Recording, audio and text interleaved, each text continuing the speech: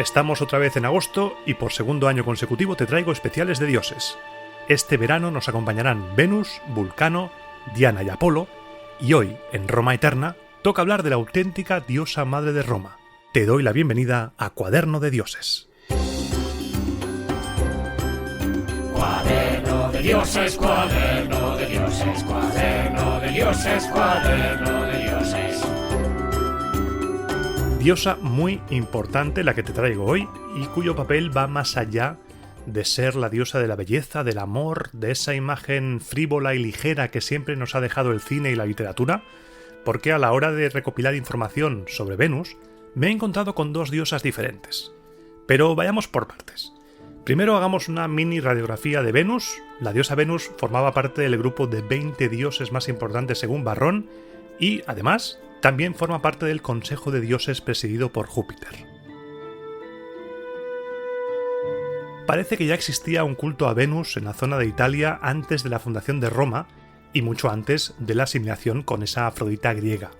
Una asimilación que acabó llegando, pero antes había algo, antes existía Venus. Nos encontramos ante una divinidad itálica más antigua que la propia Roma.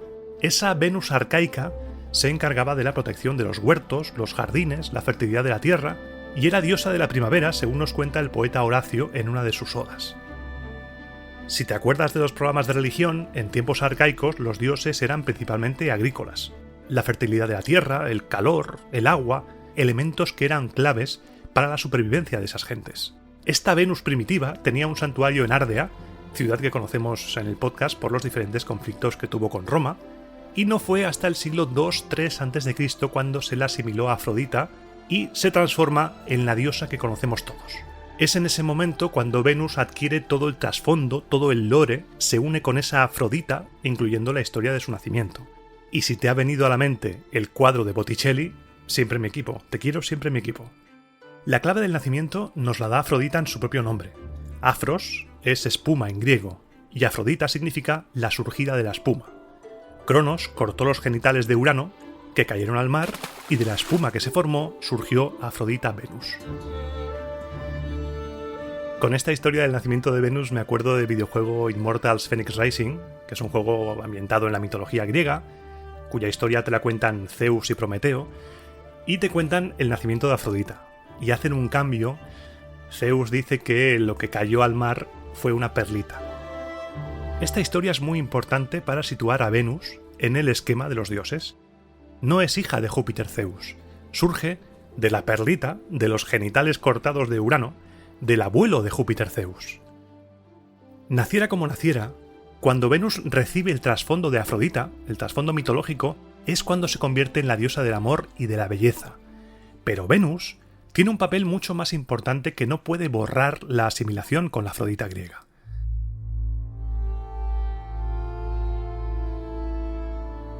En la introducción te he dicho que Venus es la auténtica diosa madre romana, y la información la tenemos en la Eneida de Virgilio. ¿Quién es la madre de Eneas, el personaje que según la leyenda comienza todo tras huir de Troya? La madre es Afrodita Venus. Y aquí ambas diosas se desdoblan. Los autores romanos, al construir la mitología romana, cogen esa Afrodita que se enamora de Anquises, se disfraza de princesa frigia y hace el delicioso con él, y la convierten en la diosa madre, porque con Venus es con quien empieza todo. Eneas, como escuchaste en el primer programa de Roma Eterna hace años, llega a la península itálica, le pasan cosas, transcurren generaciones y ese linaje se mezcla con Marte, ya que él y Rea Silvia, la hija menor de Númitor, rey de Alba Longa, son los padres de Rómulo y Remo. Según la mitología nacional romana, Marte es el padre y Venus es la madre de los romanos. Y de esto quisieron sacar partido los miembros de la gens Julia, por ejemplo.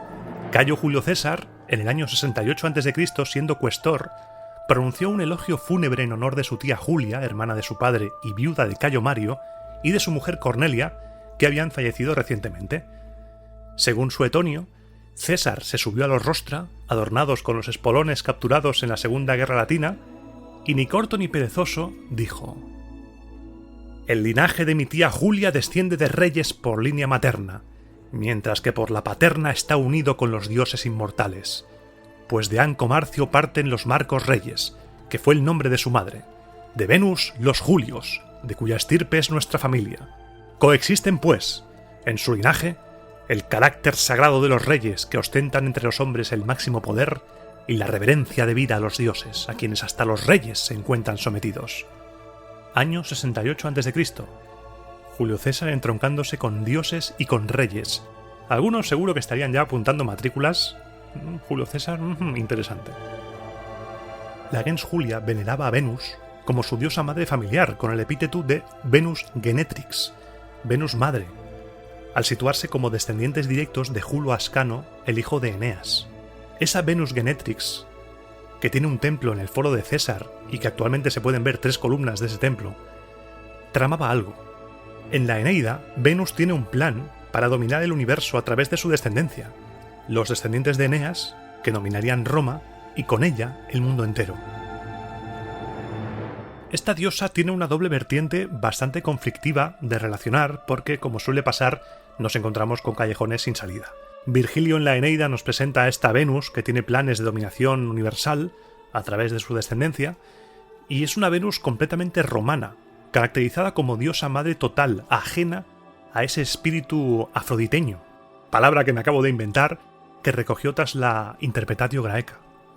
En cambio, en las Metamorfosis de Ovidio, esos planes de dominación del universo no son tan políticos, sino que se trata de unir el universo bajo el reino del amor, una cosa un poco abstracta.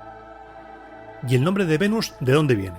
Varrón nos lo intenta explicar en su obra sobre la lengua latina, aunque embarranca un poco. Yo te digo lo que escribe y ya cada cual que saque sus conclusiones. En su libro quinto de la lengua latina nos habla sobre los dioses. Nos dice que los dioses principales son el cielo y la tierra, Saturno y Ops romanos, y que estos dos seres, el cielo y la tierra, representan el alma y el cuerpo. La tierra húmeda y fría y el alma cálida. Ese calor procede del cielo. Varrón nos dice que la causa de los nacimientos es del fuego y el agua, identificando al fuego como el hombre porque allí está el semen, y el agua con la mujer porque el embrión procede de su humedad. Todo esto nos lo cuenta Varrón, que sigue diciendo que de la unión del fuego y el agua sale Venus. Varrón hace 7 volteretas, relaciona a Venus con el verbo atar, con el verbo vincire, por esa unión entre ambos elementos. Sí que a Venus también se la ha visto como la diosa propiciadora de la reconciliación entre sabinos y romanos por el rapto de las Sabinas, así que por ahí se podría salvar, pero no sé yo, es un poco extraña esa asociación que hace Varrón. Yo te lo cuento porque es interesante, pero parece que no está muy aceptada esa versión. A Venus se la veneró en Roma bajo múltiples epítetos. Algunos eran Libitina, Verticordia, Cloaquina, Ecuestre, Física, Salaquina, Obsequens, Eriquina, Murcia, Libertina, de Libertos, Félix. En el año 55 a.C., Pompeyo el Grande, cuya familia también intentaba tener a Venus como diosa familiar, le dedicó un templo bajo la advocación de Victrix, Venus vencedora. Al ser asimilada a Afrodita, esa primigenia diosa de los huertos y la fertilidad se convirtió, aparte de en diosa de la belleza, diosa del amor, en esposa de Vulcano. Un matrimonio que fracasó desde el primer momento, no fue un matrimonio feliz y Afrodita-Venus tuvo muchas aventuras. Su amor por Adonis, por ejemplo, es legendario. Seguro que has escuchado alguna vez que se llame a alguien Adonis por lo guapo que es o lo guapo que está hecho un Adonis. Pues Adonis, eternamente joven, bellísimo, amante de Afrodita, apasionado por la caza, murió destrozado por un jabalí. La muerte de Adonis daría para un capítulo de Roma criminal porque hay versiones para todos los gustos. Una dice que el jabalí fue enviado por Artemisa, Diana, como venganza por la implicación de Venus en la muerte de Hipólito. Otra versión dice que lo envió Apolo para castigar a Venus por cegar a su hijo Erimanto. Otra versión dice que el jabalí era Marte, Ares, comido por los celos. Algo que va a caracterizar los 4 programas de dioses de este verano va a ser la violencia. Los dioses van con todo, no se andan con hostias. Iban a muerte unos contra otros. Gracias a la intervención de Venus, la sangre de Adonis se convirtió en anémonas rojas. Y ese es el origen de esa flor. Con Hermes tuvo a Hermafrodito y con Dionisos tuvo a Príapo. Un saludo, Memes Historia, un abrazo. Lo de Afrodita y Dionisos es de doble tirabuzón, ya que estuvo a la vez con él y con Adonis. abandonando un par de veces a Dionisos, y Hera, cabreadísima por la conducta de Venus Afrodita con Dionisos, con su poder, hizo que diera a luz un hijo feo y con unos genitales monstruosamente enormes. Príapo.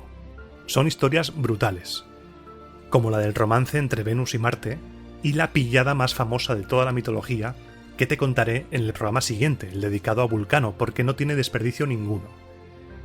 Según algunas versiones, de esta relación, de este amorío entre Venus y Marte, nació Eros, que en la versión romana es amor, y que conocemos mejor como Cupido, el dios del deseo amoroso, el chavalín con alitas, que va con su arco, ese.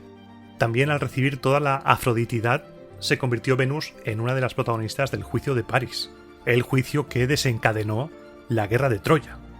La diosa Eris, rabiosa porque no había sido invitada a la boda de Peleo y Tetis, la madre de Aquiles, la que le sumergía por los talones, se presentó ahí con todo su morro en la boda y dejó una manzana dorada con un cartelito que ponía «Para la más bella». Hera Juno, Atenea Minerva y Afrodita Venus se pelearon por esa manzana y Zeus Júpiter escogió como juez para decidir el asunto a París, un pastor troyano. Las tres diosas intentaron sobornarlo descaradamente, pero París acabó eligiendo a Afrodita Venus ya que le había prometido el amor de la mujer más bella del mundo, Helena, la esposa del rey Menelao de Esparta.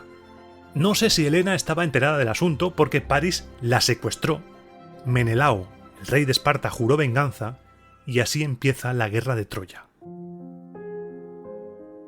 Venus era muy importante para Roma, tanto que el emperador Adriano en el año 131 inauguró un templo en la colina Velia dedicado a Venus Félix y a Roma Aeterna. El nombre del podcast no es casualidad. Y aquí en el guión he puesto un emoji de guiñar el ojo, pero no me vas a ver si te guiño el ojo. Bueno, yo te lo voy a guiñar igual. El nombre del podcast, guiño, guiño, no es casualidad. Ese templo era enorme. Fue acabado 10 años después, en el 141, y estoy convencido de que si has ido a Roma o has visto fotos, lo has visto, lo has tenido que ver. Sin ser consciente de ello, seguramente. Si vas a Roma y sales del metro en la parada Coloseo, tienes a la izquierda el Coliseo y a la derecha, delante suyo, una explanada enorme con unas ruinas y unas columnas.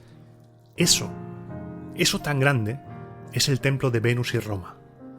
Se conservan unas columnas en un lado que seguramente hayas visto 1000 veces también, ya que hay 800.000 fotos por internet del Arco de Tito y del Coliseo hechas desde la Vía Sacra con unas columnas al lado.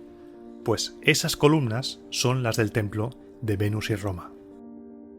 Ese lugar representa la eternidad de Roma, y ahí se celebró en el año 148 el 900 aniversario de la ciudad.